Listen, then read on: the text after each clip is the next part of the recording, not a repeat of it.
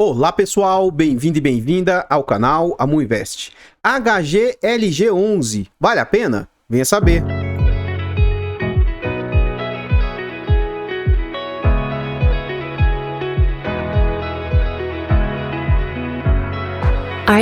Então, pessoal, antes de a gente saber mais a respeito desse fundo imobiliário, eu gostaria de pedir humildemente, por favor, deixa o like no vídeo e comenta pra nós. E aí, você conhece esse fundo imobiliário? Sabe em que ele investe? Segmento de atuação? Quem é a gestora?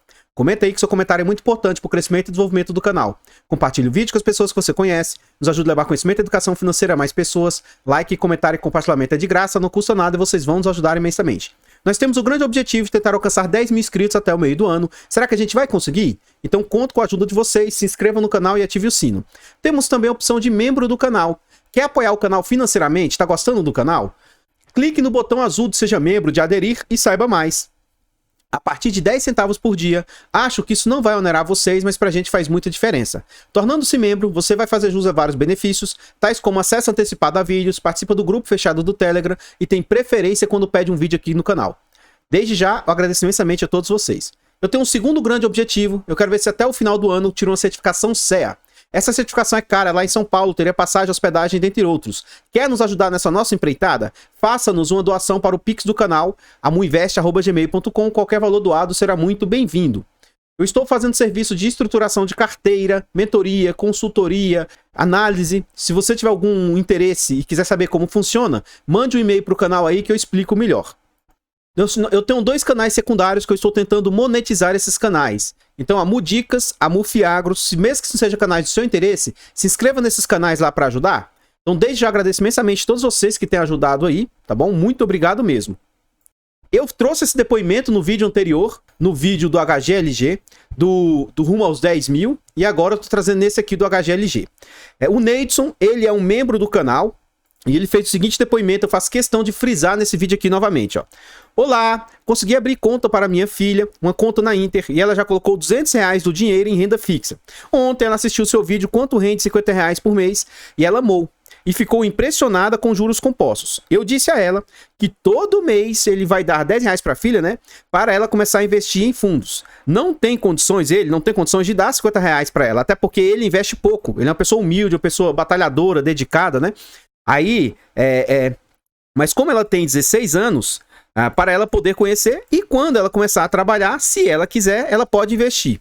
Ela ficou muito feliz e diz que já queria trabalhar de jovem aprendiz só para... que gostaria de trabalhar de jovem aprendiz. Aí ele tá dizendo que tá passando só para agradecer por conhecer o meu canal, né? Porque a educação financeira está mudando a vida da família dele. Eu quem agradeço por um depoimento desse, ó. Ele fala, obrigado de coração, se puder no seu próximo vídeo, manda um oi pra minha filha, Lavínia Melo Alves. Eu sou meio sonso, né? Eu li o nome dela e esqueci de mandar um oi pra ela. Então assim, Lavínia, estude, dedique, procure ser uma pessoa que aprende, né? Uma pessoa que se desenvolve e o caminho é esse. Invista, mesmo que pouco. Para você, o fator tempo vai fazer muita diferença. E se você investir, mesmo que R$10, mesmo que R$20, R$50, vale muito mais de quem está investindo 300, 400, 500 reais por pouco tempo. Pouco dinheiro no longo prazo vale mais do que muito dinheiro no curto prazo, porque o fator tempo vai agir sobre aquele dinheiro ali, tá bom? Obrigado de coração vocês dois, desejo todo o sucesso para a família de vocês e eu fico lisonjeado pelas palavras, tá? Hoje vou apresentar para ela o episódio que mais gosto, do 0 aos 1000 com pouco dinheiro. Obrigado e sucesso com o seu canal. Eu quem agradeço aí. Virando a página, aqui a gente vê o seguinte, esse fundo imobiliário é um fundo de tijolos, é um fundo do setor logístico, é um fundo que foi lançado em junho de 2010, ele é um fundo de base 100, Credit Suisse é a gestora, ele tem mandato renda e tem uma liquidez altíssima de 4.200.000 por dia em média. Os usuários do site dão nota 4 de 5. Esse fundo faz parte do IFIX com 3,8% e ele tem ali 21 milhões de cotas no mercado. Atualmente o PVP dele está, entre aspas, para mim, esse fundo é barato. Você vê como é que funciona a percepção, né? Para outros não. Não é que tá barato, ele tá no preço que eu entraria tranquilamente. Então hoje o PVP desse fundo tá 1,10, tá 10% mais caro do que o seu preço patrimonial. Então ele tem um valor de patrimonial de 3 bilhões 166 milhões e o mercado está disposto a pagar 3 bilhões 481 milhões. Então depois eu vou fazer uns cálculos para vocês sobre preço teto e por que na minha concepção, esse fundo eu compraria tranquilamente. A questão é, caro ou barato, arriscado ou não, tudo isso é uma questão subjetiva e pessoal. Para alguns pode ser arriscado, para outros não. Fundos de tijolos, ó, ele é de base 100. Hoje a cota está valendo 148 e o mercado está aceitando pagar 163. Tendo Abril como referência, é um fundo que conta ali com quase 306 mil cotistas. Então, olha só, eu acabei de fazer um vídeo do BRCR11, um fundo também antigo, de 2010 também, mas esse fundo não teve um desempenho tão bom. Então, assim, ó, fundo de tijolo recompõe a inflação? Fundo de tijolo, você pode comprar de olho fechado que você está protegido pela inflação? Na minha opinião, não.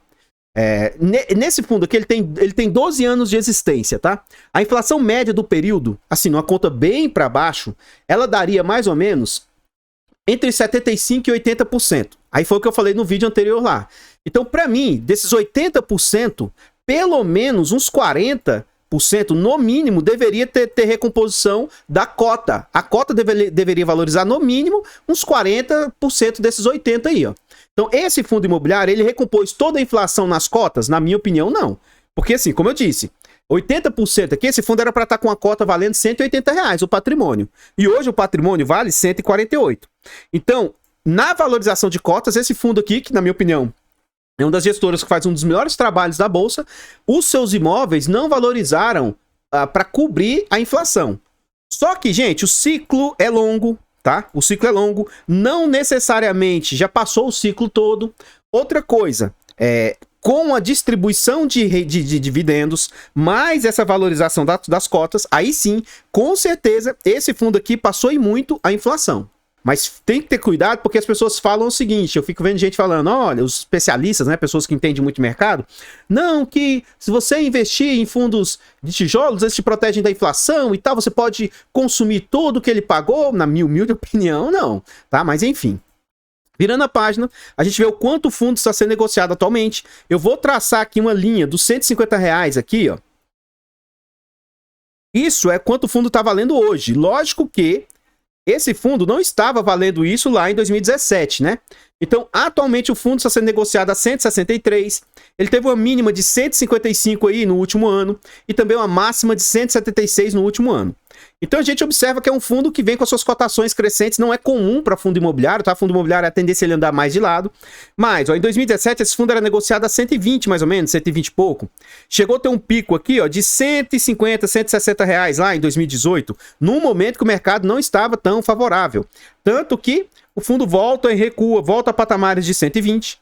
Melhora, começa a ser negociada mais ou menos 125, 130. Tem um ápice grande aqui, ó. Em 2018, sendo negociada a mais ou menos R$160, e no final de 2019, todo o mercado estava eufórico e esse fundo alcança assustadores R$220. Vem a situação pandêmica e também joga esse fundo para assustadores R$117, ó, em março de 2020. O fundo rapidamente recupera-se e aí ele começa a ficar sendo negociado, ó, entre 180, 200, mais ou menos 170. Acredito eu que quando se normalizarem as coisas, esse fundo vai começar a ser negociado entre 170, 180 reais tranquilamente. Então a gente vê que em janeiro o fundo alcançou ali R$180, só que ele vem com uma queda, e não é uma queda dele, é uma queda do mercado, como todo mercado, ele atinge uma queda aí. Em mês 10 para o mês 11, esse fundo atinge ali R$155, todo o mercado caiu, mas ele rapidamente dá uma recuperada e volta a ser negociado novamente aí nesses patamares aí, próximos a R$160 ali, ó. Próximos a 170, 175 reais. E atualmente agora ele está meio que estabilizado nesse patamar de mais ou menos 163. Por quê?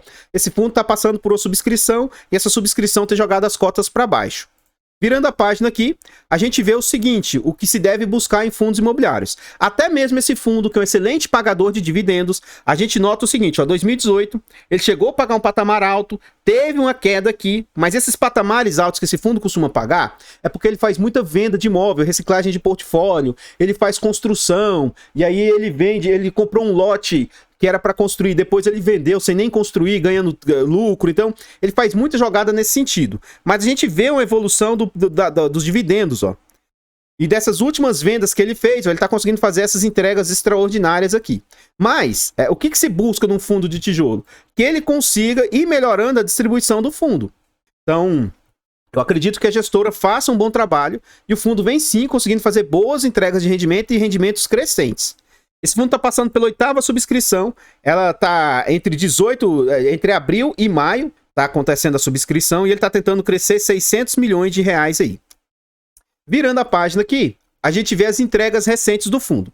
Então, constantemente, o fundo atualmente está conseguindo entregar 1,10 de forma sustentável, só que mesmo esses 1,10 também são em decorrência de não recorrentes. O fundo entregou em dezembro 1,75, em junho ele entregou 2,20. Então agora, para o mês que vem ainda vai ser referente a maio, mas para julho, 30 de junho para pagar em julho, assim como 30 de dezembro para pagar em janeiro, eu acredito que vai ter valores excepcionais novamente, que é o final do semestre. Aguardemos para ver, não mês que vem, mas no próximo mês. E esses 1,10 que ele está entregando não é a capacidade geradora do fundo. Hoje esse fundo tem capacidade de gerar mais ou menos 90 centavos. Agora vamos lá. Por que que eu disse que eu entraria nesse fundo tranquilamente nesses valores? Lá quando eu pego os mentorados, eu ensino a fazer um preço teto bem simplesinho. Isso aqui não é valuation, não é você deve seguir isso aqui cegamente, mas te ajuda na sua tomada de decisão. Bons fundos imobiliários, como esse fundo aqui como o PVBI como a KNRI como a LZR fundos assim, que tem uma diversificação gigantesca, nos dias atuais, tá? Porque isso aqui muda de acordo com o mercado está. Para esse fundo aqui, eu aceitaria receber 0,5. Como o mercado está com mais ágio em cima tá querendo mais yield dos ativos, então hoje eu aceito receber no mínimo 0,6, tá bom? Então hoje, para fundos iguais a esses que eu citei, eu aceito receber 0,6.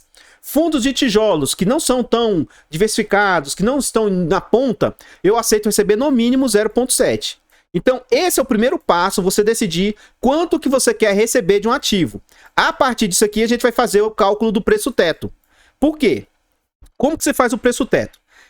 Eu vou calcular como esse fundo tem capacidade de gerar 1,10, mas isso não é o recorrente dele, tá?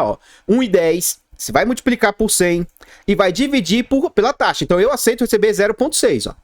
Com esse valor aqui, você pode pagar pelo fundo até R$ 183 reais, que você vai receber 0,6 de yield. Então note que na minha concepção, esse fundo está sim num bom ponto de entrada, tá? Então agora, se a capacidade geradora do fundo cair para R$1, tá? Que seja realmente ele parar de pagar esses não recorrentes e cair para R$1, você vai pegar isso aqui, ó, R$1 vezes 100 dividido por 0,6. Note que agora já cai, ó. Se a capacidade geradora do fundo cair para R$1, o máximo que eu posso pagar por esse fundo é R$ 166,66. Então, esse cenário aqui é o que me deixa mais confortável, ó. Vai ter um recuo da distribuição dos rendimentos e ainda assim, nesses patamares atuais, eu ainda estaria confortável pagando o preço de 163. E se ele cair para 90 centavos, por que eu acho que R$1 é mais aceitável? Porque 90 é a capacidade dele, mas ele vai ter revisionais de aluguéis. Então, assim, eu acho que quando acabar esses não recorrentes do fundo, ele consegue entregar entre 1 e 1,10 sim. Só que sim, né? Vamos calcular com 90 centavos, ó. 90 centavos vezes 100, dividido por 0,6, ó. Note que se ele pagar apenas 90 centavos de rendimento, o máximo que eu poderia estar pagando por esse fundo era R$ 150 reais. Então, assim, ó, tá vendo que tudo também depende da capacidade real do fundo gerar ou não rendimentos? Se começar a ter vacância, tudo isso vai impactar no fundo? Então, hoje, eu acho aceitável pagar entre 164, 165 até 170. Eu me sentiria confortável de estar pagando nesse fundo. Mas a MU e o PVP e tal, gente, PVP, para mim, para tijolos, não deveria ser um critério a ser observado. Porque não necessariamente um fundo que está com 1,10... ele vai cair para 1, para tijolos, tá? E não necessariamente um fundo que está com 0,7 de PVP, ele vai subir para 1. Não necessariamente.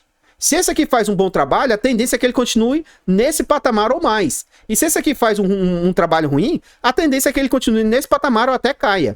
Então, cuidado com o PVP para tijolos, que isso não é, né? O fundo vem com... Esse 1,10 representou 0,67, ele continua nesse patamar de distribuição e ele vem com 9% de yield acumulado aí, que para tijolos, para mim, é mais do que aceitável. Como eu disse, eu aceitaria 0,6 de yield. Isso aqui vai representar mais ou menos 7,5 de dividendo. Como o fundo tem esses extraordinários aqui, ó, tá dando um bom upside para o fundo no rendimento anual. Virando a página aqui, a gente vê que vários e vários institucionais possuem posição no fundo, nenhum com posição muito expressiva. E aqui a gente já está dentro do relatório gerencial. Aqui ele fala sobre as movimentações, o que ele apurou, o que ele gerou de renda. Ó, ele teve um resultado de 1,40, distribuiu 1,10. No fechamento de abril, o fundo detinha um saldo de resultado acumulado de 74 milhões. Ó, ele ainda tem 3,50 para distribuir. Viu porque eu falei que acho que o fundo ainda vai fazer distribuições altas? Ele tem um bom caixa a distribuir dessas vendas que ele fez. O fundo possui alavancagem. E ele mostra, ó, 2022 ele tá com 5% alavancado. A alavancagem ela vem caindo, ó, e não necessariamente ele precisa ficar fazendo. Essa subscrição não é para pagar a alavancagem, é para comprar mais ativos. Para o patrimônio do fundo, ele consegue pagar só com aqueles 5% ali, ele consegue ir pagando essas alavancagens que ele tem. Então note aqui, ó. Ele tem hoje 2 CRIs, um Duque Ribeirão e outro São Carlos, ó. E aqui é o que ele precisa ir pagando ano a ano aí, ó. E assim, ele está totalmente confortável, com 5% do resultado aqui, ele consegue pagar esses ativos todinhos. Como esse ano ele não vai gastar, sobra margem para os outros anos, ele ia batendo até liquidar 100%. Teoricamente, até 2032, ele paga toda a alavancagem que ele possui. Virando a página, ele fala sobre a vacância do fundo, né? No mês de abril não tivemos alterações de ocupação da carteira, permanecendo a vacância física sem alteração frente ao mês anterior. Em relação às novas locações, o HGLG Ribeirão Preto, faltam apenas detalhes para eles locarem, então pode diminuir a vacância em breve aí, ó. A negociação da locação de 7 mil metros quadrados no HGLG SJC, que estava se alongando, infelizmente não foi concretizada, uma vez que o interessado dependia do resultado de uma concorrência, porém o processo foi cancelado. No Cone G4, seguimos evoluindo com a locação de mais 2 ou 3 módulos, que podem elevar a ocupação do imóvel para 85%, pouco meses após a ocupação da obra, com valores substancialmente superiores aos projetados na viabilidade. Então você vê que a gestora não fica parada, ela faz um excelente trabalho. Aqui é um imóvel que ele está terminando, ó. Destaque-se abaixo, abril, quantas obras acompanhadas pelo time. Esse HGLG Itupeva, fase 1, ao longo do mês de abril, o desenvolvimento do novo galpão que fará parte do complexo alcançou 64% já da obra. Toda a cobertura de construção principal foi realizada, possibilitando a execução em paralelo das instalações. O fechamento lateral, execução do piso interno. Então o avanço financeiro da obra ficou em 61%. Então você vê o seguinte, ó, o fundo faz desenvolvimento, o fundo faz, ó, ele comprou lote uma época e vendeu o lote, ele faz reciclagem do seu portfólio, vendendo ativos que teoricamente pode apurar um bom lucro. Então a gestora faz um excelente trabalho aí, ó. E aqui o desenvolvimento do fundo, né? Segundo eles, a projeção é que em agosto ele termine a obra e aí a partir de setembro ele não tenha mais desenvolvimento. Eu tô passando rápido aqui, qualquer coisa você vai pausando o vídeo e vendo com atenção esses detalhes aí. Aqui a gente vê a DRE do fundo, então o fundo cobra 0,6 de taxa de gestão. Como isso aqui eu não sei calcular, a gente vai lá direto e ver o que representa as taxas, tá? Então despesas operacionais aqui, ó, 1.994.000, a gente vai ver o que isso representa frente às receitas do fundo de 29 milhões aí. Então lá, 1.994 vezes 100... dividido por 29.748. Em abril, as despesas estão representando 6,7% e vamos ver no acumulado dos últimos 12 meses. Vamos lá. 27.181 vezes 100 dividido por 393 milhões, né? Então a gente vê que está em 6,90, bem em linha. E como é que compõe isso? O fundo, em abril, ele recebeu 24 milhões das locações, rendimento imobiliário aqui, ó, provavelmente dinheiro que está parado em caixa, 5 milhões e 600, ganho de capital bruto, ele teve prejuízo aí, ó, 228 mil, e imposto de renda sobre ganho de capital mais 32 mil. Apurou 29 milhões, desses 29 milhões, teve despesas imobiliárias, provavelmente com vacância, né, IPTU, condomínio, coisas nesse sentido, 146 mil, e despesas aí com fundos, 1.994.000. O resultado sobrou 27 milhões, e ele distribuiu 23 milhões aí, ó. Note que teve força, teve capacidade geradora aí do fundo. Em março, o fundo teve ganho de capital aí, ó, de 61 milhões, ó. O ano inteiro de 2022, 65 milhões. No acumulado, o fundo vem com 100 milhões, provavelmente na venda dos ativos. Ele vai receber nas parcelas, né? E esse total bruto aqui, parte dele deve ser distribuído no final do semestre aí. Então, acredito que a competência de junho para pagar em julho, acredito que vai ser esse excepcional do fundo aí. Então, você vê o seguinte, ó, 76 milhões ele distribuiu 23, ó. Então, o fundo vem gerando bastante caixa. Olha o caixa que ele tem em resultado, olha o quanto ele distribuiu. Olha o quanto ele tem de resultado, olha o quanto ele distribuiu. Então, eu vejo isso como sendo bem positivo aí. Virando a página. Aqui a gente vê como que compõe o patrimônio do fundo. Hoje o patrimônio do fundo é composto da seguinte forma. Imóveis, 2 bilhões 331 milhões. Ele tem cotas de FIIs, 391 milhões. Ele tem CRIs, 240 milhões. Ele tem dinheiro parado em caixa, 200 milhões. Ele tem outros, 19 milhões. Ainda tem a receber aqui, ó, 185 milhões. E aí ele tem a pagar 167 milhões. Pessoal, só com o dinheiro parado em caixa, que tem a receber, com CRIs, com FIIs, se ele quisesse, ele tem dinheiro tranquilamente para liquidar a alavancagem que ele possui. E ele opta por não fazer, porque é melhor você trabalhar com dinheiro de terceiros, né? Então, depois que você soma tudo e desconta essa alavancagem, o fundo tem um patrimônio de 3 bilhões e 167 milhões. Aqui está tudo relacionado agora em forma de valores aqui. Aqui ele mostra o cronograma de parcelas a receber, né? Então, ó, aquisições, ele gastou, aqui é gasto, 7 milhões, e aí ele tem a receber 5 milhões de extrema, mais 5 milhões, mais 63 milhões, mais 10 milhões, mais 16 milhões, mais 16 milhões, e aí ele tem a pagar, tá? 48 milhões, 111 milhões, e aí passadas a receber da multa lá de Betim, mais 19 milhões. Qualquer coisa, se você abrir o relatório gerencial, clica no link que você sabe sobre cada um desses fatos relevantes aqui, ó. Tá tudo explicitado. O relatório deles é um dos melhores do mercado. Então a gente vê o seguinte, ó, os imóveis do fundo, é um fundo bem diversificado. E aí, diversos forma 15%. Depois disso, você vai ver que nenhum outro imóvel, com exceção de Vinhedo representa 19,6% do portfólio. Todos os outros imóveis representam pouco.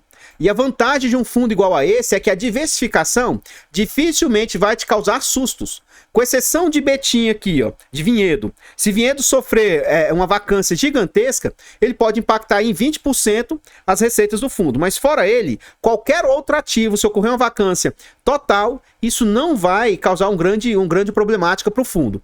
Tá? Aqui a gente vê as diversificações por região, ó, tá bem concentrado em São Paulo, mas ele tem lá em Minas, ele tem em Rio, tem Santa Catarina, né? Tem bem diversificado. E também tem lá no Nordeste, lá em Pernambuco.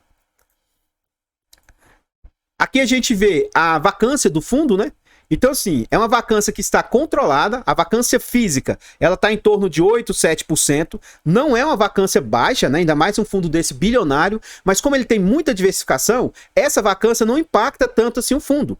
Até 10%, que é o limite, acima de 5% tem que ficar acompanhando. Mas a gente vê que ele faz um excelente trabalho aí, ó. E o aluguel, ele vai se mostrando, aumentando o aluguel médio do fundo, né? Que é aquilo que a gente está falando de valorização, tanto do patrimônio quanto do dinheiro recebido. A média dos contratos aí é 5 anos, o prazo médio. Ele tem ali quase nada vencendo esse ano, 2% vencendo ano que vem, 13% em 2024 e mais 12% em 2025. Então, assim, ó, 2024 e 2025 vai vencer aí 25% dos contratos do fundo e isso é um ponto de atenção. Como a gestora é muito diversificada, como a gestora vem fazendo um bom trabalho, isso causa pouca preocupação, mas sim, tem que ter atenção em relação a isso. Lembra lá atrás, quando eu fiz o cálculo de preço-teto? Neste ano agora, pessoal, em 2022, 42% dos contratos vão sofrer revisão. Então, eu acredito que o fundo vai sim manter, vai melhorar a capacidade real dele, de 90 para mais ou menos R$1, R$1,10, tá? O ano que vem, mais 17% sofrer revisionais. 2024, mais 19%. Então, o fundo vai sofrer bastante revisionais aí, e eu acredito sim que ele vai conseguir manter, aumentar a capacidade real geradora deles.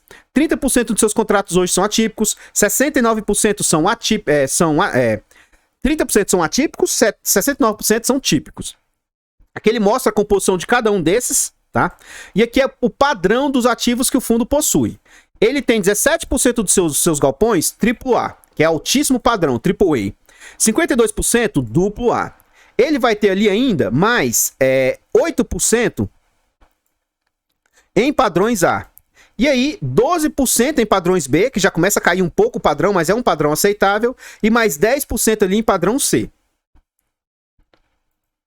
Então, pessoal, o que eu tinha para trazer a respeito do HGLG são somente essas informações. Eu gostaria de pedir e reforçar, por favor, deixa o like no vídeo. Por favor, ajude-nos nos canais alternativos. Vá lá e se inscreva, mesmo que não seja do seu interesse. A gente precisa chegar a 1000 inscritos para monetizar os canais. Muito obrigado vocês que atendem o chamado, que apoiam, tá, gente? São coisas que é de graça, não custa nada para vocês. E, pô, você vai ajudar uma pessoa. Então, muito obrigado vocês que ajudam. O link do canal Amudicas e Amufiagro vai estar aqui no comentário fixado.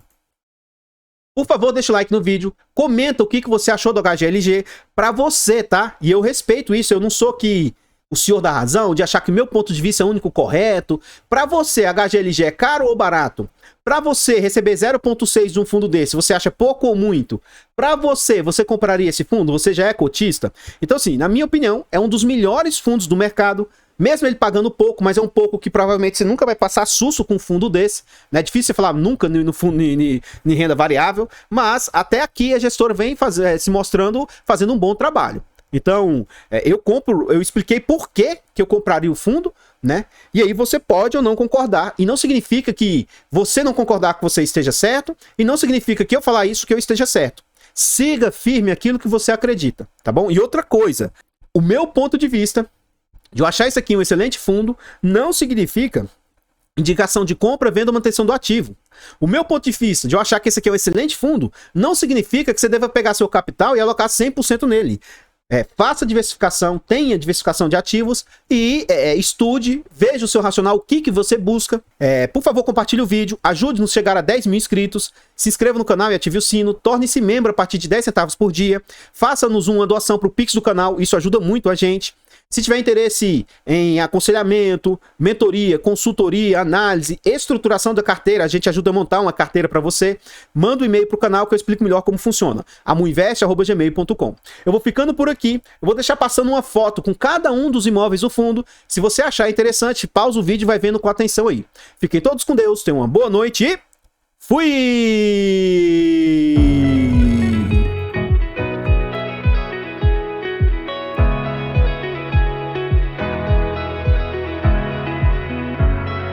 Artlist.io.